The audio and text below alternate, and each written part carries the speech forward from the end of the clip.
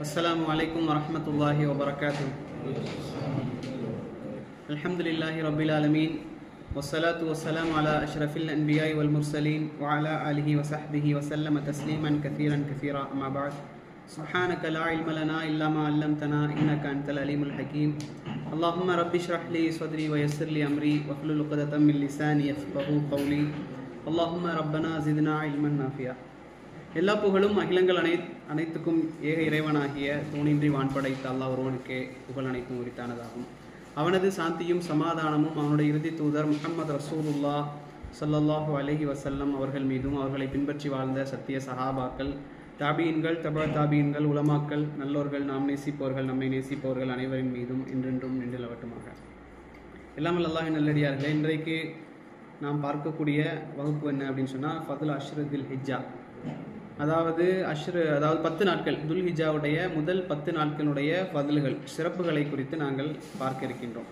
நாம் எல்லாம் கேள்விப்பட்டது போல தான் இந்த மாதம் என்பது புனிதமான மாதம். அதில் முதல் 10 நாட்கள் என்பது மிக சிறந்த ஒரு நாட்களாக இருக்கின்றது. அல்லாஹ் ரப்புல் ஆலமீன் இந்த உலகத்தை படைக்கக்கூடிய நேரத்திலே இந்த உலகத்தில் மனிதனை படைத்து மனிதனை இந்த உலகத்தில் இருக்கக்கூடிய உயிருள்ள உயிரற்ற எல்லா விஷயங்களை விடவும் மனிதனை சிறப்புக்குரியவனாக, ஒரு கண்ணியத்துக்குரியவனாக அல்லாஹ் ஆக்கி வைத்திருக்கின்றான். அதே போல நபிமார்கள் என்று சொல்லக்கூடிய அவர்களை மனிதர்களில் சிறந்தவர்களாக அல்லாஹ் நபிமார்களை ஆக்கி வைத்திருக்கின்றான். அதே போல உம்மத்துகளை எடுத்துக்கொண்டால் அல்லாஹ் சொல்லக்கூடிய நேரத்தில் நமது உம்மத் ரசூல் ஸல்லல்லாஹு அலைஹி வஸல்லம் அவர்களுடைய இந்த உம்மத்தை அல்லாஹ் உம்மத்துகளிலேயே சிறந்த உம்மத்தாக தேர்ந்தெடுத்திருக்கின்றான். குன்தும் கைர உம்மத்தின் உக்ரிஜத் லின்னாஸ் தஅமுருன பில் மஅரூஃப் வ தன்ஹவுன அனில் முன்கர் வ து'மினூன பில்லாஹ். அதில் அல்லாஹ் சொல்லக்கூடிய நேரத்தில் குன்தும் கைர உம்மத்தின் உக்ரிஜத் லின்னாஸ், மனிதர்களிலேயே சிறந்த உம்மத் யார் அப்படின்னு சொன்னால் நீங்கள் தான் அப்படின்னு சொல்லி அல்லாஹ்வுடைய தூதர் ஸல்லல்லாஹு அலைஹி வஸல்லம் சொல்றாங்க. அப்போ நம்ம உம்மத் சிறந்த உம்மத்தாக அல்லாஹ் ரப்புல் ஆலமீன் தேர்ந்தெடுக்கின்றான். அதே போல மலக்குமார்களை எடுத்துக்கொண்டால் அவர்களிலும் சிறந்தவர்கள் என்று ஒருவரை ஆக்கி ஜிப்ரீல் அலைஹிஸ்ஸலாம் அவர்களை அல்லாஹ் மலக்குகளில் சிறந்தவர் இவர் என்பதாக, இப்படி எல்லா விஷயத்திலும் அல்லாஹ் சிறப்புக்குரிய ஒன்றை அல்லாஹ் ஏற்படுத்தி வைத்திருப்பான். அதில் குறிப்பிட்ட சில மாதங்களை அல்லாஹ் என்ன செஞ்சிருக்கிறான் அப்படின்னு சொன்னா, இது சங்கைக்குரிய மாதமாக, புனிதமான மாதமாக அல்லாஹ் ரப்புல் ஆலமீன் 4 மாதங்களை என்ன செஞ்சிருக்கிறான், ஆக்கி வச்சிருக்கிறான். யாராவது சொல்ல முடியுமா என்ன 4 மாதங்கள்? ரமலானா, துல்ஹஜ், அப்போ துல்காதா, துல்ஹஜ், முஹர்ரம் மூன்றும் தொடர்ந்து வரக்கூடியது. தனியாக வரும் ரஜப். இந்த 4 மாதத்தில் என்னெல்லாம் செய்யக்கூடாது, ஏன் என்ன புனிதம், அது என்ன வித்தியாசம், மற்ற மாதங்களுக்கும் இந்த மாதங்களுக்கும் என்ன வித்தியாசம்? மாஷா அல்லாஹ். சரி, அது மாதிரி தான் போர் செய்யக்கூடாது, நல்ல அமல்களை அதாவது போர் செய்யக்கூடாதுன்னா இது நீங்கள் கணவன் மனைவி கூட பயன்படுத்தலாம். சண்டை போடக்கூடாது 4 மாதத்தில், 8 மாதம் சண்டை போட்டுட்டு 4 மாதம், அப்போ இது மாதிரி போர் செய்யக்கூடாது. இந்த மாதிரி நிறைய சட்டங்களை நல்லா என்ன செய்யலாம் அப்படின்னு சொன்னால் இந்த 4 மாதத்தில் அல்லாஹ் வைத்திருக்கின்றான். அப்போது குறிப்பாக இரவுகளிலே சிறந்த இரவு அப்படின்னு சொன்னால் ரமலானுடைய இரவுகளை உலமாக்கள் சொல்லுவாங்க. அதே போல நாட்களிலே சிறந்த நாட்கள் என்ன அப்படின்னு பார்க்கக்கூடிய நேரத்தில் இந்த நாம் இருக்கக்கூடிய இன்னைக்கு 1 முடிஞ்சுது, துல்ஹிஜாவினுடைய ஒரு நாள் முடிஞ்சது. இந்த 10 நாட்கள் என்பது நாட்களிலேயே சிறந்த நாட்களாக உலமாக்கள் நமக்கு சொல்லித்தராங்க. உலகத்தினுடைய நாட்கள்ல, வருடத்தினுடைய நாட்களிலேயே சிறந்த நாட்கள் என்பது இந்த துல்ஹிஜாவினுடைய 10 நாட்கள். ஏன் அப்படின்னு சொன்னா, குறைவாக நாங்கள் இந்த நாட்கள்ல அமல் செய்தால் கூட நிரப்பமான ஒரு கூலியை அல்லாஹ் தர இருக்கின்றான். இந்த 10 நாட்கள்ல நாங்கள் செய்யக்கூடிய அமல்களுக்கு நிரப்பமான மிக அதிகமான கூலிகளை குறைந்த அமல்களுக்கே அல்லாஹ் தரக்கூடிய பாக்கியம் பெற்ற ஒரு 10 நாள் தான் என்ன இந்த 10 நாட்கள். ரசூல் ஸல்லல்லாஹு அலைஹி வஸல்லம் அவங்க சொன்னாங்க, அவர்கள் சொல்லக்கூடிய ஹதீஸ், மாமின் ஐயாமின் அல் அமலு சாலிஹுன் ஃபீஹா அஹப்பு இலல்லாஹ். அதாவது மற்றைய நாட்களில் செய்யப்படக்கூடிய அளவுக்கு இந்த 10 நாட்களில் செய்யக்கூடிய அமல்களுக்கு ஈடு இணையாக இதை போன்று கூலி கிடைக்கக்கூடிய நாட்கள் வேறு எந்த நாளும் கிடையாது அப்படின்னு சொல்றாங்க. வேறு எதற்கும் கிடையாது அப்படின்னு சொல்லுவாங்க. மின் ஹாதிஹில் ஐயாம், இந்த 10 நாட்களில் செய்யக்கூடிய அமல்களுக்கு இணையாக அல்லாஹுக்கு விருப்பமான ஃபீஹா அஹப்பு இலல்லாஹ் அஸ்ஸ வஜல், அல்லாஹுக்கு விருப்பத்துக்குரிய அமல்கள் இதே போன்று வேறு எதற்கும் கிடையாது அப்படின்னு சொல்றாங்க. அப்ப சஹாபாக்கள் கேட்கிறாங்க அல்லாஹ்வுடைய தூதரிடத்துல, யா ரசூல் அல்லாஹ் வலல் ஜிஹாது ஃபீ சபீலில்லாஹ் அப்படின்னு கேட்கிறாங்க. அல்லாஹ்வுடைய தூதரே, இது அல்லாஹ்வுடைய பாதையில் போராடக்கூடிய அந்த செயலை விட அதற்கு கிடைக்கக்கூடிய கூலியை விடவுமா அப்படின்னு கேட்குறாங்க. அப்போ ஜிஹாதினுடைய அதாவது அநியாயக்காரர்களுக்கு எதிராக, விரோதிகளுக்கு எதிராக போராடக்கூடிய, அல்லாஹ்வுடைய பாதையில் போராடக்கூடிய அந்த விஷயத்திற்கான கூலியை சஹாபாக்கள் அறிந்திருந்தார்கள். எந்த அளவுக்கு ஜிஹாதுடைய கூலி அப்படின்னு சொன்னா, ஒரு நாள் அவர் பயணம் செய்து போராடுவதற்காக அவர் பயணம் செய்ய போகக்கூடிய நேரத்தில் அல்லாஹ் எப்படி சொல்றான் அப்படின்னு சொன்னா, அல்லாஹ்வுடைய தூதரும் அன்றைய நாள் முழுக்க நோன்பு நோற்று, அன்றைய இரவு முழுக்க அவர் அதாவது தொழுது கொண்டே இருக்கிறார். காலையில நோன்பு வச்சுக்கிட்டே இருக்கிறாரு, இரவு முழுக்க தொழுதுகிட்டே இருக்கிறார். இப்படி அவர் போருக்கு சென்று திரும்பி வரக்கூடிய நாள் வரை அவருக்கான கூலி அவருக்கு கொடுக்கப்பட்டு கொண்டே இருக்கும். இதுதான் இப்படி ஜிஹாதுக்கு பல சிறப்புகள் இருக்கு. அப்ப இவ்வளவு மகத்தான ஜிஹாதை விடவுமா இது சிறந்தது அப்படின்னு சொல்லி சஹாபாக்கள் கேட்கக்கூடிய நேரத்தில் ரசூலுல்லாஹி ஸல்லல்லாஹு அலைஹி வஸல்லம் சொல்றாங்க, ஆமா, வலல் ஜிஹாது ஃபீ சபீலில்லா, அதை விட சிறப்பு தான் அப்படின்னு சொல்லி அல்லாஹ்வுடைய தூதர் தொடர்ந்து சொல்றாங்க. இல்லா ரஜுலுன் ஹரஜ, ஒரு மனிதர் போகிறார், எதோடு, பி நஃப்ஸிஹி வ மாலிஹி, தன்னுடைய உயிரோடும் தன்னுடைய பொருளோடும் அவர் ஒரு ஜிஹாதுடைய களத்துக்கு போறாரு. ஃபலம் யர்ஜி மின் ஸாலிக பிஷை, அதாவது அவர் திரும்பி வரல. இப்படி போர்க்களத்திற்கு சென்று திரும்பி வராமல் இருப்பாரே, அவர் அளவுக்கு இந்த மாதத்துக்கு கூலி இருக்குதா அப்படின்னு கேட்டா அந்த அளவுக்கு இல்லை. ஆனால் யார் போருக்கு சென்று போராடி உயிரோடு திரும்பி வருகிறாரோ அவருக்கு கிடைக்கக்கூடிய நன்மையை விட இந்த 10 நாட்களில் செய்யக்கூடிய அமல்களுக்கு மிகப்பெரிய கூலி இருக்கிறது என்று அல்லாஹ்வுடைய தூதர் ஸல்லல்லாஹு அலைஹி வஸல்லம் சொல்லித்தராங்க.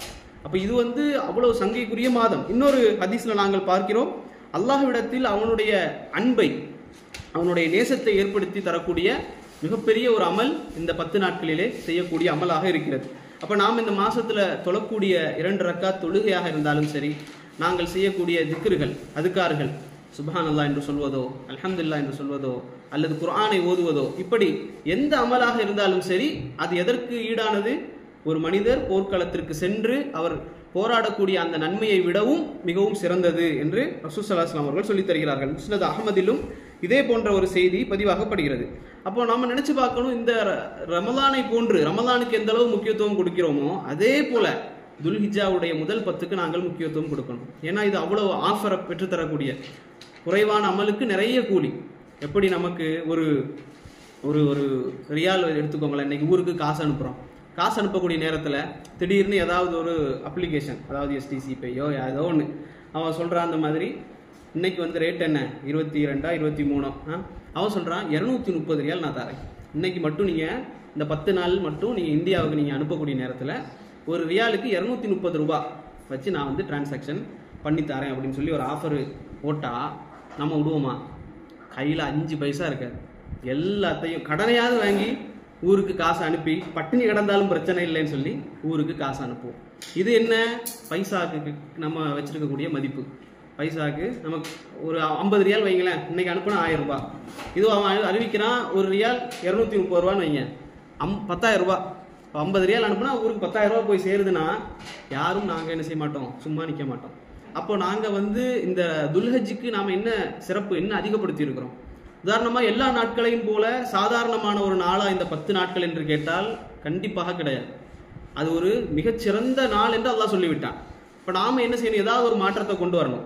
உதாரணமாக 5 வேளை தொழுறோம், வாய் நானும் இந்த 10 நாட்கள்ல 5 வேளை கரெக்டாக தொழுறேன், நாளைக்கு ஒரு நாள் ஒரு பேஜ் குர்ஆன் ஓதுறேன், இப்படின்னு இருந்தால் அது எந்த சிறப்பும் இல்லையே. இப்போ நமக்கு ஒரு திருமணம் வைங்க, நாம் என்ன செய்வோம்? மற்ற நாட்களில் இருப்பது போல ட்ரெஸ்ஸை போடுவோமா? குளிக்காமல் நினைக்காமல் நாம் அழகான ட்ரெஸ்ஸுகளை போட்டு நறுமணங்களை பூசி நாங்கள் எங்களை தயார்படுத்துவோம், வீட்டை தயார்படுத்துவோம், எல்லாவற்றையும் தயார்படுத்துவோம். அப்போ இந்த நாட்களுக்குன்னு நாம் எந்த விதமான தயாரிப்புகளையும் செய்யாமல் இருக்கிறோம் அப்படின்னு சொன்னால் அதில் எந்த பிரயோஜனமும் இல்லை. அப்போ நாங்கள் என்ன செய்யணும்? இன்ஷா அல்லாஹ் இன்றைக்கு ஒரு நாள் கடந்துருச்சு, முடிஞ்சு போட்டு ஒரு நாள் கடந்துருச்சு, இன்னும் 7 நாள் இருக்கு. 7 நாள்னா அரஃபா 9வது நாள். அப்போ ஒரு நாள் முடிஞ்சிருச்சு, இன்னும் 8 நாளில் 7 நாள் இருக்குன்னு. இந்த 7 நாட்களும் நாங்கள் என்ன செய்யணும் அப்படின்னு சொன்னால் உறுதியான ஒரு நியத்தை வைக்கணும். இந்த 7 நாட்களும் நாங்கள் 9வது அரஃபாவில் நிறைய அமல் செய்வீங்க, எல்லாரும் நோன்பு பிடிக்கக்கூடிய நேரத்தில் நாங்களும் நோன்பு பிடிப்போம், அரஃபாவுடைய நோன்பு. மற்ற நாட்களில் நாங்கள் என்ன செய்யணும்? நியத்து வைக்கணும். இந்த 7 நாட்களும் யா அல்லாஹ் நான் உனக்காக நான் நோன்பு வைப்பேன், யா அல்லாஹ் இந்த 7 நாட்களும் நான் உனக்காக தஹஜ்ஜத் தொழுவேன், 2 ரக்காத்தாவது, அதிகமாக நான் குர்ஆனை ஓத முயற்சிப்பேன், அதிகமாக நாங்கள் அதுக்கார்களை செய்ய முயற்சிப்பேன் என்று அல்லாஹ்விடத்தில் நாங்கள் இப்போது இந்த நொடி நாங்கள் நியத்து வைக்கணும். நியத்து வைக்கிறதுல நம்மள பெரும்பாலானவர்களுக்கு என்ன பயம்னா, நியத்து வச்சுட்டு செய்யாமல் இருந்துட்டா அல்லாஹ் பிடிச்சிருவானே அப்படி இல்லை. அல்லாஹ் என்ன சொல்லி காட்டுறான், அல்லாஹ்வுடைய தூதர் சொல்றாங்க, நீங்க நியத்து வச்சீங்கன்னு சொன்னாலே நீங்க செஞ்சதாக அமல் எழுதப்பட்டுரும். நீங்கள் நியத்து வைச்சீங்க அப்படின்னு சொன்னா அந்த நியத்து நல்ல நியத்தாக இருந்தால் அதை செய்ததற்கான கூலி அல்லாஹ் எழுதிடுவான். அதற்கு பிறகு நீங்கள் அதை செய்யக்கூடிய நேரத்தில் அது 1 to 700 மடங்கு வரைக்கும் அல்லாஹ் அதற்கான கூலியை தருவான். அப்போ நாங்கள் நியத்து வைக்கலாமா? இன்ஷா அல்லாஹ் நாங்கள் நல்ல அமல்களை செய்யணும். நோன்புகள் 7 நாட்களும் நோன்பு நோக்கணும்னு நியத்து வைங்க, அதற்கான அமலை நீங்கள் பெற்றுக்கொள்ளலாம். அதே போல் எல்லா நாளும் நான் தஹஜ்ஜுத் தொழுவேன், எல்லா நாளும் அதிகமாக குர்ஆன் ஓதுவேன், இப்படிங்கிற நியத்தை நாங்கள் இன்றையிலிருந்து வைத்து விட வேண்டும். அடுத்ததாக அல்லாஹ் ரப்புல் ஆலமீன் சூரா ஃபஜ்ரில் 89 அத்தியாயத்தினுடைய முதல் 3-4 வசனங்களில் சொல்லக்கூடிய நேரத்தில் வல் ஃபஜ்ரி வலயாலின் அஷ்ர் என்று சொல்கிறான். அப்போ அல்லாஹ் ஒரு விஷயத்தின் மீது சத்தியம் இடுகிறான் என்று சொன்னால் நாங்கள் யார் மீது சத்தியமிட அல்லாஹ் சொல்லியிருக்கின்றான்? அல்லாஹ் மீது மட்டும். அதை தவிர குர்ஆனுக்கோ தாய்க்கோ தந்தை மீதோ யார் மீதும் சத்தியம் செய்யக்கூடாது, அல்லாஹ்வை தவிர. ஆனால் அல்லாஹ் ஒரு விஷயத்தின் மீது சத்தியம் இடுகிறான் என்று சொன்னால் வஷம்சி வதுஹாஹா, சூரியன் மீது அல்லாஹ் சத்தியம் செய்வான், சந்திரன் மீது சத்தியம் செய்வான். அப்போ இந்த இடத்துல அல்லாஹ் என்ன செய்கிறான்? வல் ஃபஜ்ர், அதிகாலையின் மீது சத்தியம் செய்கின்றான். அதே போல வலயாலின் அஷ்ர், 10 இரவுகளின் மீது அல்லாஹ் சத்தியம் செய்கின்றான். இப்போ இந்த இடத்துல உலமாக்கள் முஹத்திஸீன்கள் சொல்லுவாங்க, முஃபஸ்ஸிர்கள் அதாவது இந்த திருக்குர்ஆனுடைய விரிவுரையாளர்கள் சொல்வார்கள், இதில் வல் ஃபஜ்ர் என்று சொல்லக்கூடியது யௌமுன் நஹர் என்று சொல்லக்கூடிய அந்த துல்ஹிஜ்ஜாவினுடைய அந்த நாள் என்பதாக. அடுத்ததாக சொல்லப்படக்கூடிய வலயாலின் அஷ்ர், 10 இரவுகள் என்று சொல்லப்படக்கூடியது துல்ஹிஜ்ஜாவினுடைய 10 நாட்கள் என்று உலமாக்கள் சொல்றாங்க. இப்னு அப்பாஸ் ரலியல்லாஹு அன்ஹு அவர்கள் போன்றவர்கள் சொல்கிறார்கள். அதை தொடர்ந்து வரக்கூடிய வசனங்கள் வஷ்ஷஃபி வல் வத்ர், அதில் வரக்கூடிய வத்ர் என்பது அரஃபாவினுடைய நாள் என்பதாக உலமாக்கள் நமக்கு சொல்லித்தராங்க, சஹாபாக்களுடைய கருத்து. அப்போ இந்த அல்லாஹ் குறிப்பிடக்கூடிய இந்த நாட்கள் என்பது மிக சங்கைக்குரிய ஒரு நாட்கள் என்பதாக, இந்த 10 நாட்களில் செய்யக்கூடிய அமல்கள் என்பது மிகவும் ஏற்றமான அமல்கள் என்பதாக இமாம் இப்னு கஸீர் ரஹ்மத்துல்லாஹி அவர்கள் நமக்கு சொல்லித் தருகிறார்கள். அதே போல இமாம் இப்னுல் ஹஜர் அல் அஸ்கலானி இவர்கள் யார் என்று சொன்னால் ஃபத்ஹுல் பாரி என்று ஒரு புத்தகம் இருக்கு. இப்போ இந்த இமாம் இப்னுல் ஹஜர் அல் அஸ்கலானி அவர்கள் தான் இந்த ஃபத்ஹுல் பாரியை எழுதியவர்கள். ஃபத்ஹுல் பாரினா என்ன அப்படின்னா சஹீஹுல் புகாரியினுடைய விளக்க உரை, அதுக்கு விளக்கமாக எழுதப்பட்ட ஒரு புத்தகம் தான் ஃபத்ஹுல் பாரி. இந்த ஃபத்ஹுல் பாரியிலே இமாம் இப்னுல் ஹஜர் அல் அஸ்கலானி ரஹிமஹுல்லாஹ் சொல்றாங்க, இந்த துல்ஹஜ்ஜினுடைய முதல் 10 நாட்களை போல எந்த நாட்களுக்கும் சிறப்பு கிடையாது. இந்த நாட்கள் அனைத்து அமல்களையும் அடக்கிவிடும், மற்ற எந்த நாட்களாலும் அது முடியாது அப்படின்னு சொல்றாங்க. இது என்ன, இதனுடைய விளக்கம் யாருக்காவது புரிஞ்சுதா? இந்த 10 நாள்ல செய்யறது போல வேற எந்த நாள்லையுமே செய்ய முடியாதுன்னு சொல்றாங்க அமலை. அது ஏன் அப்படி சொல்றாங்க? ஏன் செய்ய முடியாது? யாருக்காவது புரியுதா அவங்க சொல்றது? ஏன் முடியாது மற்ற நாட்கள்ல? ஏன் அப்படின்னு சொன்னா இமாம் இப்னு ஹஜர் அஸ்கலானி சொல்றாங்க, இந்த 10 நாட்கள்ல இஸ்லாத்தினுடைய அடிப்படை அமல்கள் எல்லாவற்றையுமே செய்யலாம், மற்ற எந்த நாட்களிலும் நினைச்சாலும் செய்ய முடியாது. இந்த நாள்ல நாங்கள் என்ன செய்யலாம்? குர்பானி கொடுக்கலாம், உம்ரா செய்யலாம், தொழுகையை செய்யலாம், அதே போல சதக்கா கொடுக்கலாம், நோன்பு நோக்கலாம், ஹஜ்ஜும் செய்யலாம். இது அல்லாத நாட்கள்ல ஹஜ்ஜை செய்ய முடியாது எங்களால். அப்ப இந்த 10 நாட்கள் தான் அனைத்து அமல்களையும் அடக்கக்கூடிய, அதாவது உம்மஹாத்துல் இபாதா என்று சொல்வார்கள், இபாதத்துகளுடைய தாய் நாட்கள். இந்த இபாதத்தினுடைய தாய் நாட்கள் என்று சொல்லக்கூடிய இந்த 10 நாட்களை இமாம் இப்னுல் ஹஜர் அல் அஸ்கலானி ரஹிமஹுல்லாஹ் அவர்கள் நமக்கு சொல்லித் தருகிறார்கள். அதே போல சூரத்துல் ஹஜ்ஜை எடுத்துக்கொண்டால் அல்லாஹ் ரப்புல் ஆலமீன் சொல்கிறான், யஷ்ஹது மனாஃபிஅ லஹும் வ யذ்குரு ஸ்மல்லாஹி ஃபீ அய்யாமின் மஅலூமாத்தின். இது அல்லாஹ் சொல்லக்கூடிய நேரத்தில் ஐயாமின் மஅலூமாத்தின், அறியப்பட்ட நாட்கள் என்று சொல்கிறான்.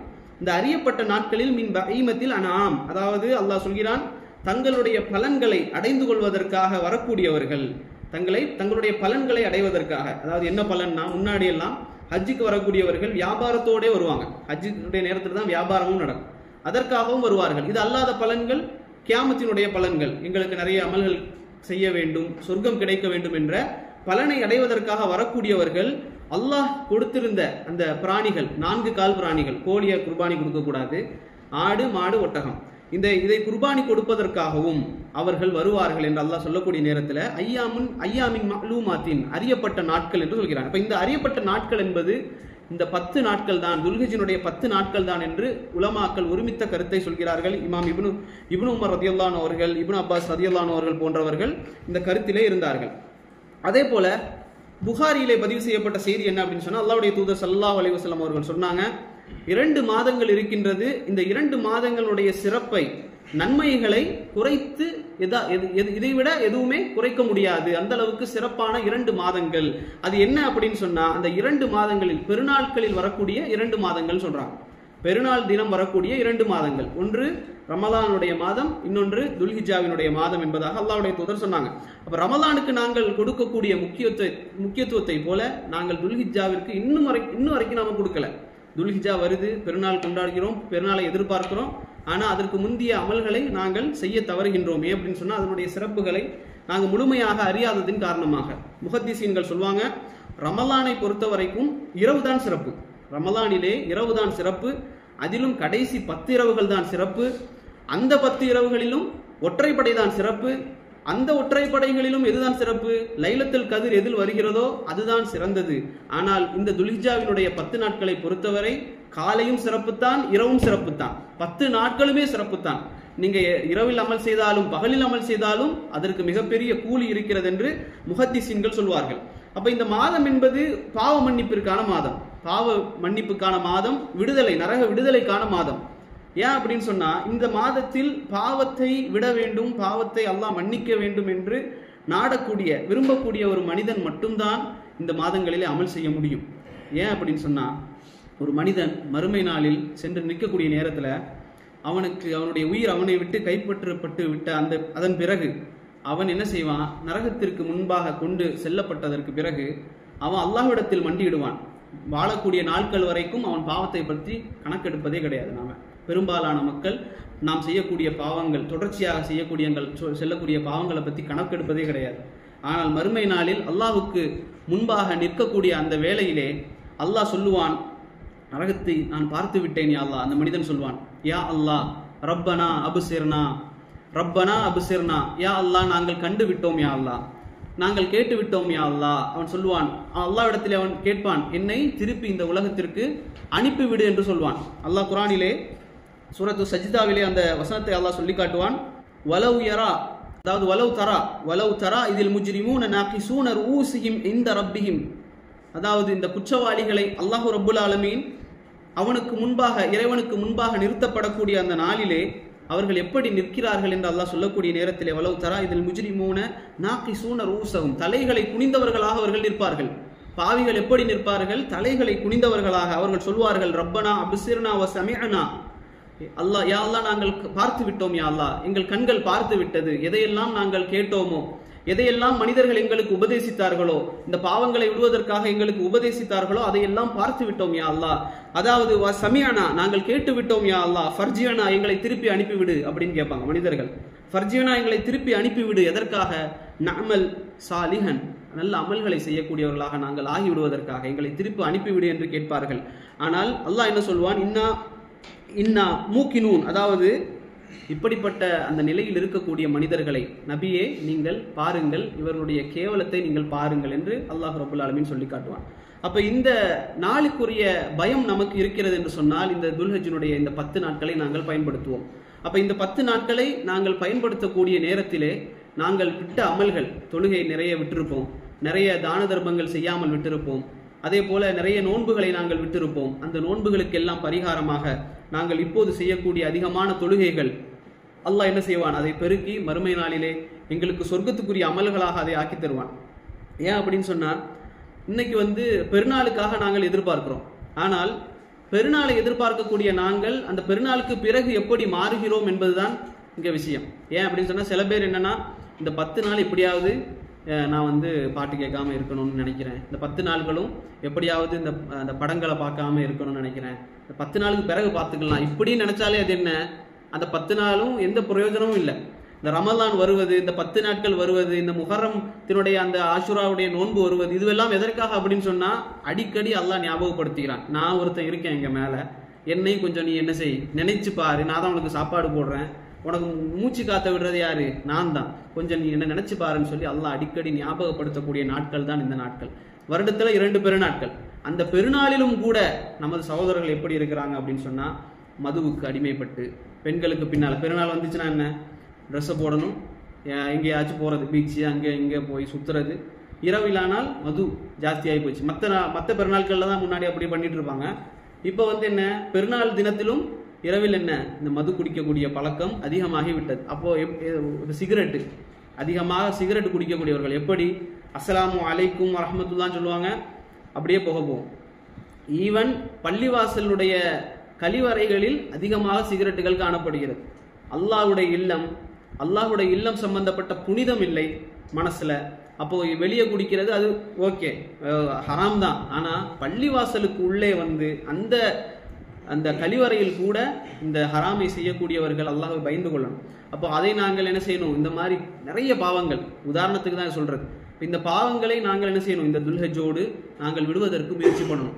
ஏன்னா இந்த துல்ஹஜ் என்பது என்ன? கடைசி மாதம் 1446வது வருடம் முடிய போகுது. 1447 தொடங்க போகுது. இப்போ இது வந்து நம்ம நியூ இயர் கொண்டாடுற மாதிரி நாங்கள் என்ன செய்ய மாட்டோம், முஸ்லீம்கள் கொண்டாட மாட்டோம். ஏன்? எங்களுக்கு கபர் நெருங்கி கொண்டிருக்கிறது. ஒரு வருடம் முடிந்து விட்டது அப்படின்னு சொன்னா கபரை நாங்கள் நெருங்கி கொண்டிருக்கிறோம். அதை நினைச்சு கவலை தான் படணும், சந்தோஷப்படுவதற்கு அங்கே ஒன்றும் இல்லை. அப்போ ஒரு முஃமின் இந்த வருடத்தை துல்ஹிஜாவை நாங்கள் முடிக்க போகிறோம் என்று சொன்னால் ஒரு வருடம் எங்களை விட்டு கடந்து சென்று விட்டது, இனி நாங்கள் கபரை நெருங்கி கொண்டிருக்கிறோம் என்ற பயம் நமக்கு வந்து பாவங்களை விட்டு ஒரு மனிதன் தூரப்படுத்தக்கூடிய இந்த மாதத்தை நாங்கள் என்ன செய்யணும்? பயன்படுத்திக் கொள்ளணும். அதே போல சஹாபாக்களிடத்திலிருந்து பாடம் பெற்ற ஒரு தாபி தான் யார்? சயீத் இப்னு ஜுபைல் ரஹிமஹுல்லா அவர்கள். இவர்கள் என்ன செய்வார்கள் அப்படின்னு சொன்னா, துல்ஹிஜாவினுடைய 10 நாட்கள் வந்து விட்டது என்று சொன்னால், சயீத் இப்னு ஜுபைல் ரஹிமஹுல்லா இந்த 10 நாட்கள் வந்து விட்டது என்று சொன்னால் அதிகமாக முடியாத அளவிற்கு அவர்கள் என்ன செய்வார்கள்? அவர்கள் அமல்களை செய்வார்கள். எந்த அளவிற்கு? மூர்ச்சையாகி விழுந்து விடக்கூடிய அளவிற்கு அவர்கள் அமல்களை செய்வார்கள். இன்னும் அவர்கள் அமல் செய்வதோடு நிப்பாட்டி விடாமல் அவர்கள் பிறருக்கும் ஏவுவார்கள், உங்களுடைய வீட்டினுடைய விளக்குகளை அணைக்க வேண்டாம், உங்களுடைய இரவுகளை நீங்கள் ஹயாத்தாக்குங்கள், உங்களுடைய வீடுகளை தொழுகையினால் ஹயாத்தாக்குங்கள் என்று அவர்கள் பிறருக்கும் உபதேசம் செய்யக்கூடியவர்களாக இருந்தார்கள். அதே போல சலஃபுகளில் ஒருவரான அபு உஸ்மான் நஜ்தி ரஹிமஹுல்லா அவர்கள் 10 நாட்களை அவர்கள் என்ன செய்வார்கள்? அவர்கள் ஹயாத்தாக்குவார்கள். அது எந்த நாட்கள்? ரமதானுடைய கடைசி 10 நாட்கள், அதே போல துல்ஹிஜாவினுடைய 10 நாட்கள், அதே போல முஹர்ரத்தினுடைய 10வது நாள். இந்த 10 நாட்களையும் அவர்கள் ஹயாத்தாக்குவார்கள் என்ற செய்தியை நாங்கள் பார்க்கலாம். அப்போ நாங்கள் என்ன செய்யணும்? இந்த 10 நாட்கள்ல தொழுகை முடிந்ததா? தொழுகை எந்த அளவுக்கு முடியுமோ அந்த அளவுக்கு தொழணும். அல்லது தொழுகை எங்களால் முடியலை அப்படின்னு சொன்னா திக்ருகள், அதுக்கார்களில் ஈடுபடணும். அல்லாஹ் ரப்பல் ஆலமீனுடைய பெயர்களை சொல்லக்கூடிய அதிகமான திக்ருகள், அதிலும் குறிப்பாக அல்லாஹ்வுடைய தூதர் சொல்லி தந்தாங்க, நீங்கள் செய்யக்கூடிய அமல்களை போல அல்லாஹ்வுக்கு விருப்பமான அமல்கள் வேற எந்த தினத்திலும் கிடையாது என்று சொல்லிவிட்டு அல்லாஹ்வுடைய தூதர் சொன்னார்கள், நீங்கள் அல்லாஹ்வை பெருமைப்படுத்துங்கள். நீங்கள் தஹ்லீலி மின தஹ்லீலி வ தக்பீரி வ தஹ்மீதி, அதாவது தஹ்லீலி என்று சொன்னால் லா இலாஹ இல்லல்லாஹ் என்று சொல்வது, லா இலாஹ இல்லல்லாஹ்வை அதிகப்படுத்துங்கள். தக்பீர் அல்லாஹு அக்பர் என்று சொல்வதை அதிகப்படுத்துங்கள். அதே போல தஹ்மீதி, அதாவது அல்ஹம்துலில்லாஹ் என்று சொல்வதை நீங்கள் இந்த நாட்களிலே அதிகப்படுத்தி சொல்லுங்கள் என்று அல்லாஹ்வுடைய தூதர் சொன்னார்கள். இதனால் தான் உலமாக்கள் நமக்கு முன்பிருந்தே அந்த சொல்லுவோம்ல, தக்பீர் சொல்லுவோம்ல, அல்லாஹு அக்பர் அல்லாஹு அக்பர் அல்லாஹு அக்பர் லா இலாஹ இல்லல்லாஹு அல்லாஹு அக்பர் அல்லாஹு அக்பர் வலில்லாஹில் ஹம்த், இந்த வசனங்களிலே இந்த 3 தஹ்லீலி தஹ்மீதி தக்பீரி, அதாவது லா இலாஹ இல்லல்லாஹ் அல்லாஹு அக்பர் அதே போல அல்ஹம்துலில்லாஹ், இந்த 3ம் இதில் அடங்கி இருக்கிறது என்பதனால் அதை தொடர்ச்சியாக சொல்வார்கள். இப்னு அப்பாஸ் ரலியல்லாஹு அன்ஹு அவர்கள் போன்றவர்கள் எல்லாம் இந்த செய்தியை தான் என்ன செஞ்சாங்க? நமக்கு சொல்லி தருகிறார்கள். இதை அதிகமாக சஹாபாக்கள் சொல்வார்கள். எந்த அளவுக்கு அப்படின்னு சொன்னா, இப்னு உமர் ரலியல்லாஹு அன்ஹு அவர்கள், அதே போல அபூ ஹுரைரா ரலியல்லாஹு அன்ஹு அவர்கள் என்ன செய்வாங்க அப்படின்னு சொன்னா, சூக்குக்கு செல்வார்கள், அதாவது பஜார் மார்க்கெட்டுக்கு செல்வார்கள். சென்று அங்கே போய் என்ன செய்வாங்க அப்படின்னு சொன்னா, சத்தமிட்டு அவர்கள் தக்பீர் சொல்வார்கள். அதை அந்த திக்ருகளை அவர்கள் சத்தமிட்டு சொல்வார்கள். அப்போ மக்களும் என்ன செய்வார்கள்? அவர்களும் சேர்ந்து மக்களும் சேர்ந்து தக்பீர் சொல்லக்கூடியவர்களாக இந்த 10 நாட்களிலே இருப்பார்கள் சஹாபாக்கள். இதை உலமாக்கள் சொல்றாங்க, இது எப்படி இருக்கக்கூடாது அப்படின்னு சொன்னா, ஒருவர் உச்சரித்து, அதாவது இமாம் உச்சரித்து அதை தொடர்ந்து பின்னாடி கூட்டமா சொல்லுவாங்கல்ல, இந்த மாதிரி நீங்கள் செய்யக்கூடாது. அவர் சொல்லக்கூடிய நேரத்தில் சேமாக என்ன செய்யணும்? அவர்களும் மக்களும் சொல்ல வேண்டும். கூட்டு தக்பீர் போல, கூட்டு துவா மாதிரி கூட்டு தக்பீராக இதை ஆக்கிவிடக் கூடாது. ஏன் அப்படின்னு சொன்னா, அவங்க ஏன் சூக்குல போய் சொன்னாங்க? எதற்காக அந்த கடை வீதிகளுக்கு சென்று சொல்கிறார்கள் என்று சொன்னால், அல்லாஹ்வுக்கு மிக விருப்பமான இடம் என்ன? அல்லாஹ்வுடைய தூதர் ஸல்லல்லாஹு அலைஹி வஸல்லம் அவர்கள் சொன்னார்கள், அண்ணன் நபி ஸல்லல்லாஹு அலைஹி வஸல்லம், அல்லாஹ்வுக்கு மிக விருப்பமான இடம் மஸ்ஜிதுகள், அல்லாஹ்வுக்கு மிகவும் வெறுப்புக்குரிய இடம் இந்த கடை வீதிகள், சந்தைகள் என்பதாக அல்லாஹ்வுடைய தூதர் சொல்லி தந்தாங்க. அதனால இந்த இடங்கள்ல அதிகமாக கலப்புகள், ஆண் பெண் கலப்பு இருக்கும். அதே போல அதிகமாக பொய் சொல்லி விற்பனை செய்யக்கூடிய இந்த மாதிரி சைத்தானிய காரியங்கள் அங்கு நிறைந்திருக்கும் என்பதனால அல்லாஹ்வுக்கு விருப்பம் இல்லாத ஒரு இடம் என்பது இந்த கடை வீதிகள். அங்கேயும் சென்று சஹாபாக்கள் என்ன செஞ்சாங்க? அல்லாஹ்வை குறித்து இந்த மாதத்திலே நினைவுபடுத்தக்கூடியவர்களாக இருந்தார்கள். அதனால நாம் என்ன செய்யணும் சொன்னா, வேலைக்கு போனாலும் சரி, ஒரு வண்டியில போகும்போதும் சரி, இல்லை சும்மா இருக்கக்கூடிய நேரத்திலையும் சரி, நம்ம நாக்கை வந்து என்ன செய்யணும்னா பழக்கணும். அல்லாஹ் அக்பர் சொல்லிக்கிட்டே இருக்கிறது, சுப்ஹான் அல்லாஹ் சொல்லிக்கிட்டே இருக்கிறது, லா இலாஹா இல்லல்லாஹ், இப்படி நாக்கை பழக்கக்கூடிய நேரத்தில் அது பழகும். உடம்பு எப்படி பழகுமோ அதே போல் நாக்கும் பழகும். சில பேரை நீங்கள் பார்க்கலாம், மரணித்து சுய நினைவை இழந்திருப்பார், ஆனால் நாக்கில் குர்ஆனை உச்சரித்துட்டு இருப்பார். சில ஹாஃபில்கள் மரணிக்கக்கூடிய நேரத்தில் வீடியோக்கள்லாம் இருக்குது, அவங்க அன்கான்சியஸ் ஆயிடுவாங்க ஹாஸ்பிட்டலில், ஆனால் அவர்கள் குர்ஆனை ஓதி கொண்டு இருப்பார்கள். இது என்னன்னு சொன்னால் நாவினுடைய பழக்கம். இதை நாங்கள் பழக்கக்கூடிய நேரத்தில் அது என்ன செய்யும், தானாகவே அது ஓதிக்கொண்டே இருக்கும். அப்போ இந்த 10 நாட்களில் அதிகமாக நாங்கள் எங்கே போனாலும் சரி, வேலையில் இருந்தாலும் சரி, இந்த தக்பீர்களை சொல்லிக்கொண்டு தஹ்லீலி செய்து கொண்டு தஹ்மீதியை ஓதிக்கொண்டு நாங்கள் வேலை பார்க்கணும், கார் ஓட்டணும், இந்த மாதிரி செய்யக்கூடிய நேரத்தில் அதிகமான நன்மைகளை அது பெற்றுத்தரும். அதே போல் இந்த நாட்களில் நோன்பு வைக்கலாமா அப்படின்னு கேட்டால், ஏன்னு சொன்னால் சில பேர் கேட்பாங்க, ரசூல்லா இந்த 8 நாட்கள் தொடர்ந்து நோன்பு வச்சாங்களா அப்படின்னு சொல்லி. அவங்க ரசூல் ஸல்லல்லாஹு அலைஹி வஸல்லம் அவர்கள் வைக்காவிட்டாலும் கூட நாங்கள் என்ன செய்யலாம், வைக்கலாம். ஏன்னு சொன்னால் அல்லாஹ்வுடைய தூதர் அந்த ஹதீஸில் சொல்லி காட்டக்கூடிய நேரத்தில் அல் அமலு சாலிஹ் சொல்கிறாங்க. நோன்பு என்பது அமலும் சாலிஹ் தான், சாலிஹான அமல்கள் செய்யக்கூடிய மாதமாக அது இருக்கின்றது. அந்த மாதத்தில் நாங்கள் எந்த அமலைனாலும் செய்யலாம். நோன்பு என்பது மிகச்சிறந்த அமல். ஏன் அப்படின்னு சொன்னால் அல்லாஹ்வுடைய தூதர் ஸல்லல்லாஹு அலைஹி வஸல்லம் அவங்க சொன்னாங்க, அதாவது ஒரு மனிதர் நோன்பு நோக்கிறார் என்று சொன்னால், ஒரு நோன்பு அல்லாஹ்வுக்காக ஒரு மனிதர் நோக்கிறார் என்று சொன்னால், அவரை விட்டு அல்லாஹ் நரகத்தை 70 வருடம் பிரயாண தூரத்துக்கு அல்லாஹ் தள்ளி வைத்து விடுகிறான். நரகத்தை விட்டு அந்த மனிதனை 70 வருடம் பிரயாண தூரம் அல்லாஹ் தள்ளி வைக்கிறான். ஒரு நோன்புக்கு கிடைக்கக்கூடிய சிறப்பு இது. அப்ப அந்த நோன்பை நாங்கள் இந்த 10 நாட்களில் நாங்கள் வைக்கக்கூடிய நேரத்தில் அது மிகப்பெரிய ஒரு சிறப்புக்குரிய அமலாக அது கருதப்படும். அப்ப இதை நாங்கள் என்ன செய்யணும், கருத்தில் கொள்ள வேண்டும். இதிலும் குறிப்பாக இந்த அரஃபாவுடைய நாள், 9வது நாள் என்பது அரஃபாவுடைய நாள். அந்த நாளை பற்றி அல்லாஹ்வுடைய தூதர் சொல்லக்கூடிய நேரத்தில் சியாமு யௌமி அரஃபா, இந்த அரஃபாவுடைய நோன்பு என்று சொல்கிறார்கள். இந்த அரஃபாவுடைய நோன்பு என்ன நன்மையை பெற்றுத்தரும் என்று சொன்னால், ஒரு வருடம் முன்பு கடந்து போன ஒரு வருடத்தினுடைய சிறுபாவமும் வரக்கூடிய ஒரு வருடத்தினுடைய சிறுபாவத்தையும் இது மன்னித்து விடும். ஒரு வருடத்துக்கு நாம் செஞ்ச சிறு பாவங்கள், துல்ஹஜ்னா இந்த ஒரு வருஷம் முடிய போகுது அப்படிதானே. அப்போ இந்த போன ஒரு வருஷத்தினுடைய சிறு பாவங்களையும் வரக்கூடிய வருடத்தினுடைய சிறு பாவங்களையும் இந்த ஒரு நாளினுடைய நோன்பு என்பது மன்னித்து விடும் என்பதாக அல்லாஹ்வுடைய தூதர் ஸல்லல்லாஹு அலைஹி வஸல்லம் அவர்கள் சொல்லி தந்தார்கள். இந்த நோன்பு என்பது ஹாஜிகளுக்கு தடை. அவர்கள் அரஃபால நோன்பு வைக்கக்கூடாது. யாரெல்லாம் ஹஜ்ஜுக்கு செல்லாமல் இருக்கிறார்களோ அவர்களுக்கு இது சுன்னத்தான ஒரு நோன்பு. சில உலமாக்கள் இதை வாஜிபுன்னு கூட சொல்றாங்க. இமாம் இப்னு தைமியா ரஹிமஹுல்லாஹ் அவர்கள் போன்றவர்கள் இதை வாஜிப் என்பதாக கூட சொல்கிறார்கள். ஆனால் சுன்னத்தான ஒரு நோன்பு, அதை நாங்கள் கட்டாயமாக வைக்க முயற்சி செய்ய வேண்டும். அப்போ இந்த அரஃபாவுடைய நாள் தான் என்ன நாள் அப்படின்னு சொன்னால், அல்லாஹ் அடியானிடத்தில் நெருங்கி வரக்கூடிய நாள் தான் என்ன, இந்த அரஃபாவுடைய நாள், பாவ விடுதலைக்கான நாள். அல்லாஹ் ரப்புல் ஆலமீன் நரகத்திலிருந்து தனது அடியார்களை அதிகமாக விடுதலை செய்யக்கூடிய நாள் இந்த நாள் தான். இதை தவிர வேறு எந்த நாட்களிலும் அல்லாஹ் இந்த மாதிரி விடுதலை செய்வதே கிடையாது. இன்னும் அல்லாஹ் அந்த நாளில் இறங்கி இந்த அடியார்கள் என்ன விரும்புகிறார்கள் என்று மலக்குமார்களிடத்தில் சொல்லி பெருமைப்பட்டு கொள்ளக்கூடிய ஒரு நாள் என்பதாக ரசூல் ஸல்லல்லாஹு அலைஹி வஸல்லம் அவர்கள் சொல்லக்கூடிய செய்தியை நாங்கள் சஹீஹ் முஸ்லிம்ல நாங்கள் பார்க்கலாம். அதே போல இதில் உதுஹியானுடைய சட்டத்தை நாங்கள் தெரிஞ்சு கொள்ளணும். உதுஹியா கொடுக்கக்கூடிய நேரத்தில் அல்லாஹ் ரப்புல் ஆலமீன் குர்ஆன்ல சொல்லி காட்டுறான், இன்னா ஆத்தைனாக்கல் கௌசர் ஃபஸல்லி லிரப்பிக வன்ஹர் அப்படின்னு சொல்லி அந்த வசனத்தில் அல்லாஹ் சொல்லக்கூடிய நேரத்தில் இறைவனை தொழுது அவர்கள் குர்பானி கொடுப்பார்கள் என்று சொல்வது இந்த துல்ஹஜ்ஜினுடைய அந்த குர்பானியை தான் அல்லாஹ் சொல்லி காட்டுகின்றான். அப்போ இதனுடைய நோக்கம் என்ன அப்படின்னு சொன்னால் தக்குவா தான். நாங்கள் குர்பானி கொடுக்கக்கூடிய நேரத்தில் அல்லாஹ்வுக்காக கொடுக்கிறோம், அல்லாஹ் இதன் மூலம் எனக்கு நன்மையை தருவான் என்ற அந்த ஒரு நோக்கம் மட்டும்தான் நமக்கு இருக்க வேண்டும். அல்லாஹ்வுக்கு ரத்தமோ இறைச்சியோ சதையோ அல்லாஹ்விடத்தில் போய் சேர்வது கிடையாது. உங்களுடைய நீயத் தக்குவா தான் அல்லாஹ்வை போய் சென்றடைகிறது. அப்போ அதை கொடுக்கக்கூடிய நேரத்தில் நமக்கு பெருமையோ அல்லது ஊருக்காக நான் ஆடு கொடுத்துருக்கேன் இப்படின்னு சொல்வதற்காக அந்த குர்பானி கிடையாது. அப்போ குர்பானுடைய தத்துவம் என்ன அப்படின்னு சொன்னால், அதை கொடுக்கறது வசதி இல்லைன்னு வைங்களேன். அப்போ இப்போ நம்ம ஒருத்தர் கூட்டு சேர்றோம் மாட்டுக்கு. அப்போ கூட்டு சேரக்கூடிய நேரத்தில் நம்ம அறுக்க மாட்டோம், வேற யாரோ அறுப்பாங்க. சில ஜமாத்துகள் என்ன செய்யும், இந்த கூட்டு குர்பானி நடத்துவாங்க, நம்ம காசு மட்டும் கொடுப்போம். ஆனால் இதனுடைய உண்மையான தத்துவம் என்னன்னு சொன்னால், காசு இருக்கக்கூடியவங்க அதை பயன்படுத்தணும். ஒரு ஆடு குர்பானி கொடுக்குறாங்கன்னா அந்த ஆட்டை என்ன செய்யணும்னா வாங்கி வளர்க்கணும், நம்மளே வளர்க்கணும். அதனோடு நாங்கள் ஒன்றி போகணும், அந்த ஆட்டோடு நாங்கள் ஒன்றி போகணும், மாட்டோடு நாங்கள் ஒன்றி போகணும். ஒன்றி போய் ஒரு அன்பு ஏற்படணும். அதற்கு மேலே ஒரு பாசம் ஏற்பட்டு அன்பு ஏற்பட்டு, அந்த அன்பு ஏற்பட்டதற்கு பிறகு நாங்கள் என்ன செய்யணும், அந்த 10வது நாளில் நாங்கள் என்ன செய்யணும் சொன்னால் அதை குர்பானி கொடுக்கணும். ஏன், அந்த அல்லாஹ்வுக்காக நாங்கள் கொடுப்பது. அப்போதான் என்ன செய்யும், இப்ராஹிம் அலைஹிஸ்ஸலாம் அவர்கள் தங்களுடைய மகன், எப்படிப்பட்ட மகன் அல்லாஹ் சொல்றான், அந்த பிள்ளையே இல்லை. இப்ராஹிம் அலைஹிஸ்ஸலாம் அவர்களுக்கு குழந்தையே கிடையாது.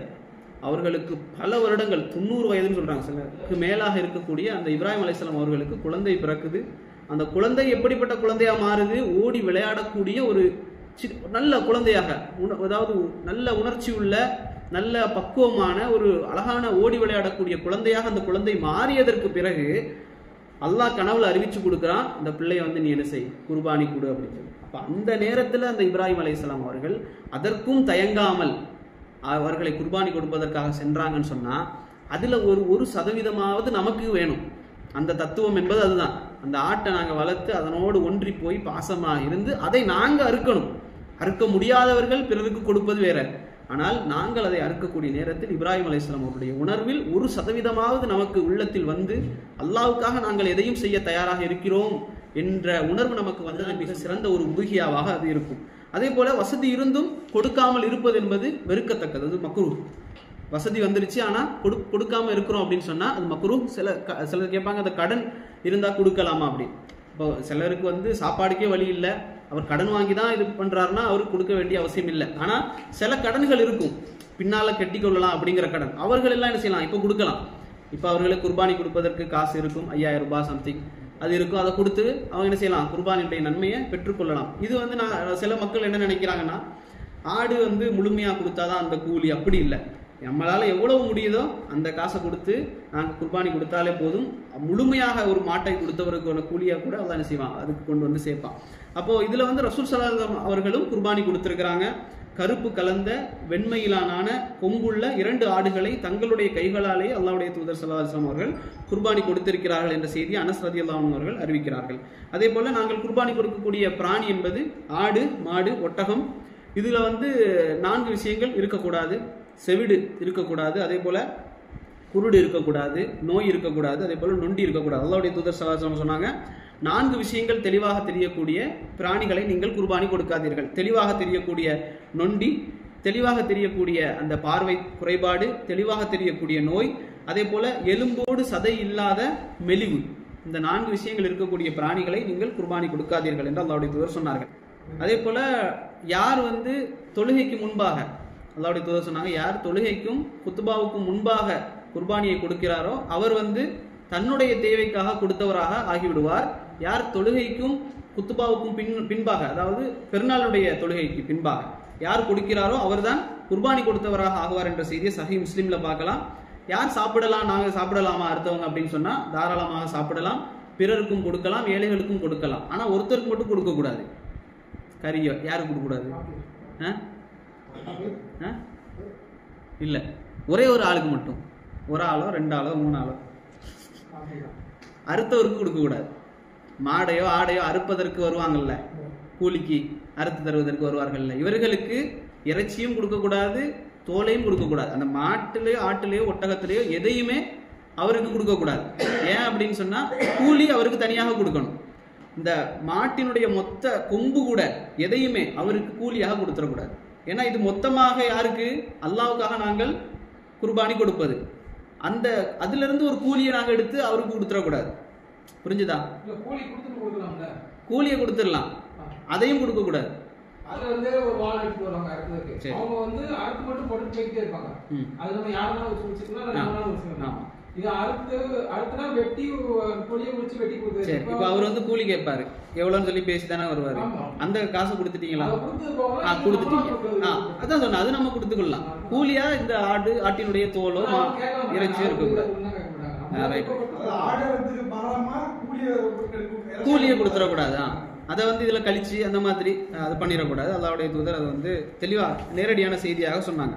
அதே போல கடைசியாக இந்த பெருநாளுடைய தினத்துல வந்து ஒற்றுமையாகவும் சந்தோஷமாகவும் இருப்பது வந்து ஒரு இபாதத். மக்கள் சொல்றாங்க, அது வந்து அந்த நேரத்துல வந்து அத்தர்களை பூசிக்கொள்வது, குளித்து கொள்வது, முடிந்தால் புத்தாடை அணிந்து கொள்வது, அல்லது இருப்பதுல சிறந்த ஆடை அல்லது புத்தாடை அணிந்து கொள்வது சுன்னாவாக இருக்கிறது. அந்த நாட்கள்ல வந்து அதிகமாக நாங்கள் என்ன செய்யணும், முஸ்லிம் உம்மத்துக்காக அதிகமாக நாங்கள் துவா செய்யணும். ஏன்னு சொன்னா அன்றைய நாள்ல புத்தாண்டுக்கு ஆடை அணியக்கூட வசதி இல்லாமல், சாப்பாடுவதற்கு கூட நேரம் இல்லாமல் நிறைய பேர் என்ன செய்யறாங்க, உலகம் முழுக்க முஸ்லீம்கள், கஷ்டப்படக்கூடிய முஸ்லீம்கள் இருக்கிறாங்க. அவங்களுக்காக நாங்கள் துவா செய்யணும். அதே போல குடும்பத்தில் ஊர்ல இருக்கக்கூடிய மக்கள், அவர்கள் நாங்கள் தேடி போய் நாங்கள் தேடணும். என்ன செய்ய, கேட்டு வரக்கூடிய ஆட்கள் இல்லாமல் தேடி மறைந்து இருக்கக்கூடிய ஏழைகளுக்கு நாங்கள் என்ன செய்யணும், உதவி செய்ய முயற்சி பண்ணணும். பெருநாள் தொழுகையில் வந்து ஆர்வம் உள்ளவர்களாக இருக்கணும். எந்த அளவுக்கு பெருநாளுடைய தொழுகை என்பது பள்ளிவாசலில் இருக்கக்கூடாது. ரசூலுல்லாஹி ஸல்லல்லாஹு அலைஹி வஸல்லம் அவர்கள் எங்கே வச்சுருந்தாங்க அப்படின்னு சொன்னால் அந்த வெளிகளில் தான், திடல்களில் தான் என்ன செஞ்சுருந்தாங்க, அல்லாஹ்வுடைய தூதர் வைத்தாங்க. ஏன் அப்படின்னு சொன்னால் அதுக்கு காரணம் இருக்குது. அதுக்கும் இன்னைக்கு சண்டைக்கு வராங்க, திடலில் பள்ளியில் தான் தொழ வைப்போம் அப்படின்னு. அது ஏன் ரசூலுல்லாஹ் சொன்னாங்கன்னா, ரசூலுல்லாஹ் சொன்னாங்க மாதவிடாய் பெண், பிள்ளை பேரு பெற்ற பெண், இரத்தப்போக்குள்ள பெண் கூட என்ன செய்யணும், கண்டிப்பாக பெருநாளுடைய திடலுக்கு வரணும். எல்லா பெண்களும் வரணும், ஆண்கள் எல்லாரும் வரணும், கண்டிப்பாக வரணும். அவர்கள் குத்துபாவை செவியேற்கணும், தொழுகையில கலந்து கொள்ளணும். தொழுகை முடியாத பெண்கள் கூட என்ன செய்யணும், தொழுகை இடத்துல உட்கார்ந்து இருக்கணும் குத்துபாவை கேட்பதற்கு. அப்ப இந்த நிலைமை வந்து பள்ளிவாசல்ல வச்சா வராது. அவர்களால் பிள்ளை பேரு உள்ளவர்கள், இரத்தப்போக்குள்ளவர்கள், மாதவிடாயில் இருக்கக்கூடியவர்கள் பள்ளிவாசல்ல வந்து கலந்து கொள்ள முடியாது. அவர்கள் வெளியில் இருக்க வேண்டிய சூழல் ஏற்படும். அதனால திடலில் அல்லாஹ்வுடைய தூதர் ஸல்லல்லாஹு அலைஹி வஸல்லம் அவர்கள் வைக்க சொன்னார்கள். அதனால இந்த பெருநாளுடைய தினத்தில் வந்து நாங்கள் சந்தோஷத்தை வெளிப்படுத்திக் கொள்வது, ஆகுமான முறையிலே சந்தோஷங்களை வெளிப்படுத்திக் கொள்வது, அந்த தொழுகையில் கலந்து கொள்வது. தொழுகையில் மட்டுமில்ல, குத்துபாக்களிலும். தொழுகை என்ன செய்யணும், சில பேர் தொழுகை முடிஞ்சோடனே எந்திரிச்சு போயிடுறது. அப்படி இல்லாமல் குத்துபாவை முழுமையாக கேட்டுவிட்டு எழுந்து வருவது என்பது ஒரு விரும்பத்தக்க முஸ்தகபான ஒரு விஷயமாக இருக்குது. அதே போல் ஐயாமு தஷ்ரீக் என்று சொல்லக்கூடிய தொடர்ந்து வரக்கூடிய 3 நாட்கள், பெருநாள் 10வது நாளில் வந்து துல்ஹஜ் 10ல் பெருநாள், தொடர்ந்து வரக்கூடிய 11, 12, 13லையும் நாங்கள் என்ன செய்யணும், தக்பீர்களை சொல்லக்கூடியவர்களாக அந்த நாட்களிலும். இப்போது 10வது நாளில் ஒருத்தரால் குர்பானி கொடுக்க முடியலை அப்படின்னு சொன்னால் இந்த ஐயாமு தஷ்ரீக்கில் அவர் கொடுத்துக்கொள்ளலாம். 11வது நாளில் என்ன செஞ்சு கொள்ளலாம், அவர் குர்பானியை கொடுத்துக்கொள்ளலாம். அது தாண்டிடக்கூடாது. அப்போது இந்த நாட்களையும் நாங்கள் என்ன செய்யணும், சிறப்புப்படுத்தக்கூடியவர்களாக நாங்கள் இருக்கணும். 2வது, குர்பானி வந்து தொழுகைக்கு முன்பாகவும் கொடுத்து விட கூடாது. ஃபித்ரா எப்போ கொடுக்கணும், ரமலானுடைய ஃபித்ரா வந்து தொழுகைக்கு முன்பாக, இது வந்து அப்படியே மாற்றம், தொழுகைக்கு பின்பாக குர்பானியை கொடுக்கக்கூடியவர்களாக அல்லாஹ் ரப்பல் ஆலமீன் முடிந்தவரை குர்பானி கொடுப்பதற்கு முயற்சி செய்யணும்.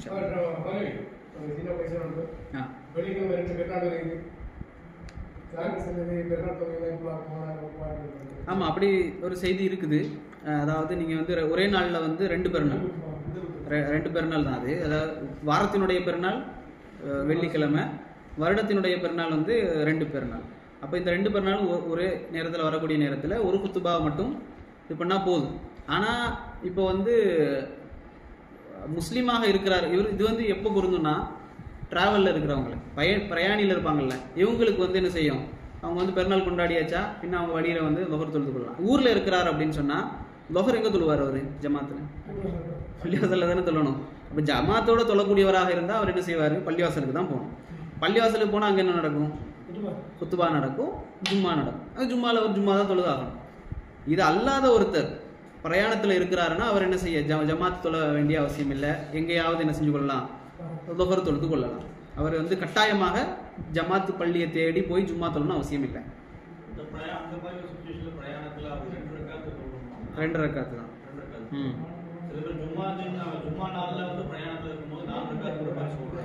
ரெண்டு ரக்காத்து.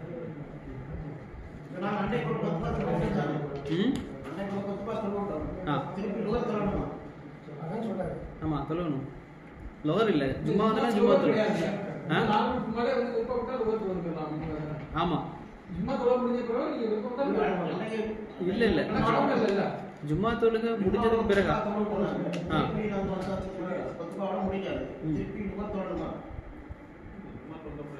முடிஞ்சோடனே ஜும்மா தொழுகை தான் நடக்கும் இல்லையா?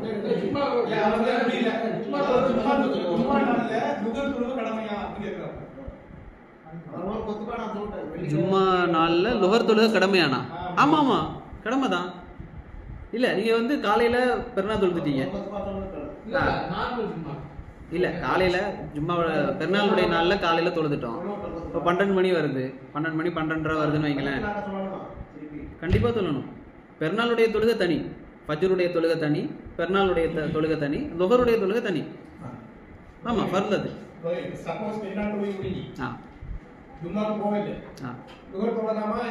லொஹர் தொழலாம். ஆமா அது லொஹராக தான் தொழணும். அது சாதாரண நாட்கள்ல அப்படித்தான், தொழாம விட முடியாது. சாதாரண நாட்கள்ல எப்படியோ அப்படித்தான். சாதாரண நாட்கள்ல நீங்க ஜும்மா தொழுகை விட்டீங்கன்னா என்ன செய்வீங்க, லோகர். அதே போலதான் இதுவும் அதே போல.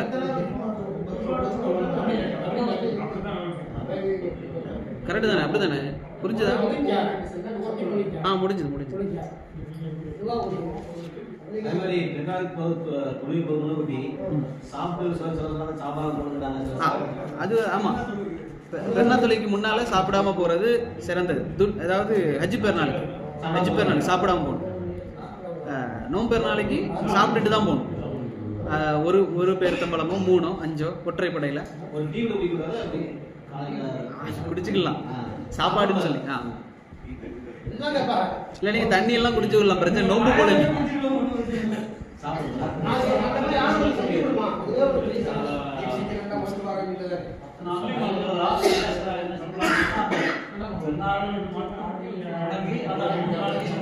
எது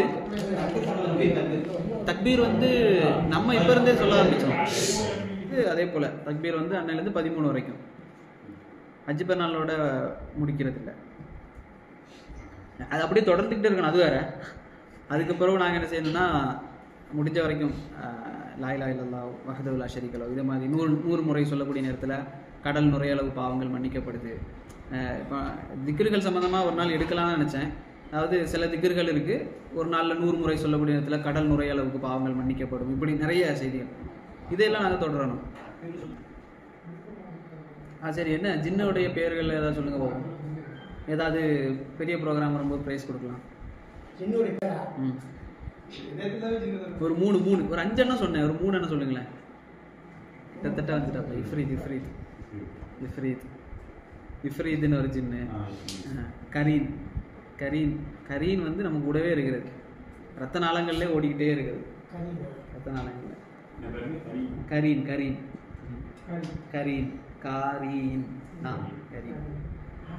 இது வந்து கரீன்னா வந்து கெட்ட நண்பனுக்கு சொல்றது. கரீன் யூஸ் பண்ணிக்கலாம், கரீன்லாம் சதீக் அப்படின்னு சொல்றது போல கரீன். இப்போ கரீன் வந்து ரசூலாவுக்கு இருக்குதானா, அவர் ரசூலா சொன்னாங்க எனக்கும் கரீன் இருக்குது, என்னுடைய ரத்த நாளங்கள்லையும் சைத்தான் ஓடிட்டு இருக்கிறேன் அப்படின்னு சொன்னாங்க.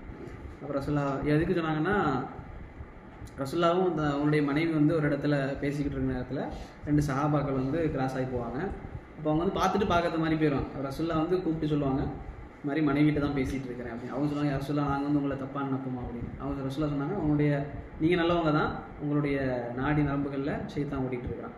இப்போ என்னென்னா, இப்போ ஒரு நாள் பார்ப்பாங்க, 2வது நாள் பார்ப்பாங்க, டவுட் ஆகும், அப்படியே 3வது நாள் 4வது நாள் உறுதி, அங்கே பார்த்த கரெக்டு தான். இப்போ யாரும் 5வது ஒரு ஆள் சொல்லுவார் இப்படி ஆகவன் அப்படின்னு. ஆமாம் நானும் பார்த்தேன் அதை அப்படி. இப்போ இப்படி வளர்ந்துட்டு போயிடக்கூடாதுங்கிறதுக்கா. ஓகேனா ரசூலா உங்களுடைய உடம்பிலுமா? ஆமாம் என்னுடைய உடம்பிலும் கரீன் சைத்தான் ஓடிட்டு இருக்கிறான். அப்போ ஆனால் அவன் எனக்கு கட்டுப்பட்டு விட்டான் அப்படின்னு சொன்னான். ரசூலாவுக்கு மட்டும்தான் கட்டுப்பட்டு இருக்கான் சைத்தான், மற்ற யாருக்கும் இல்லை. ஷெய்க்கோ உலமாவோ யாராக இருந்தாலும் சரி. எனக்கு என்ன சில ஊர்களில் வந்து இந்த ஓதி பார்க்குறோம் அந்த மாதிரி சொல்லி உலமாக்கள் என்ன செய்ய தனியாக இருக்கக்கூடிய பொம்பளைங்க வீட்டுகள்லாம் போகிறது. இது வந்து சமூக பெண்கள்லாம் என்ன செய்வாங்க, சில நேரங்களில் நார்மலாக ஆட்கள்லாம் போனால் சும்மா போவாங்க. இந்த யாராவது ஆலிம்ஸா போனால் முகத்தை மூட்டிட்டு போவாங்க. அங்கே தான் பெரிய சைத்தான் ஓடிக்கிட்டு இருப்பான். அது ஏன்னா சைத்தான் அதிகமாக தூண்டக்கூடிய ஆட்கள் வந்து மார்க்கத்தோடு இருக்கக்கூடிய ஆட்களை கெடுக்கிறது முயற்சி. அதனால் யாராக இருந்தாலும் சரி, தனிமையில் ஒரு ஆணோ பெண்ணோ ஷேக்கோ யாராக இருந்தாலும் சரி என்ன செய்யக்கூடாது, அனுமதிக்க கூடாது. இப்போ அது கரீன் ஒன்று. இஃப்ரீத் சொன்னாப்புல, இஃப்ரீது மாரித் பலம் வாய்ந்த ஜின் மாரிது. ஹன்சப் தொழுகையில் இடையூறு பண்ணக்கூடிய ஹன்சப் என்ற அந்த சைத்தான்.